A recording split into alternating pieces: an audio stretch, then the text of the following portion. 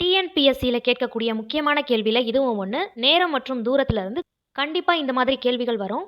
இப்போ கேள்வி என்னன்னு பார்க்கலாம். மிதிவண்டியில் 5 கிலோமீட்டர் தூரத்தை ஒருவர் 20 நிமிடத்தில் கடக்கிறார் எனில் 50 நிமிடத்தில் அவர் எவ்வளவு தூரம் செல்வார்னு கேட்டிருக்காங்க. இப்போ கேள்வியை நல்லா புரிஞ்சுக்கோங்க.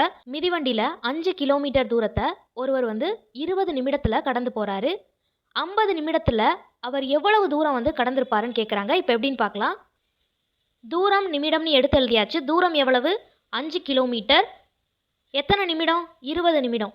அப்போ 50 கிலோமீட்டர்னா எவ்வளவு தூரம்னு கேட்டிருக்காங்க. இதில் நிமிடம் அதிகமாகுது. அப்போ தூரமும் அதிகமாகணும். ரெண்டுமே ஒரே மாதிரி இருந்துச்சுன்னா குறுக்கு பெருக்கல், அதாவது இந்த இடத்துல உள்ளதை மேலே எழுதிக்கிறணும். 5 × 50. தனியாக ஒன்றா உள்ளதை கீழே எழுதிக்கிறணும். ஒரு ஜீரோவுக்கு ஒரு ஜீரோ அடித்தாச்சு. 5 25 பை 2. 25 2ஆல் வகுத்தோன்னா ஓரன் 2 மீதி 0. 5 அப்படியே கீழே இறக்குறோம். 2 4 மீதி 1 இருக்கும். மேலே புள்ளி வச்சு கீழே 0 சேர்த்துக்கலாம். 5 2 10 0 வரும். அப்போ ஆன்சர் என்னது? 12.5. ஆப்ஷன் சியில் இருக்குது.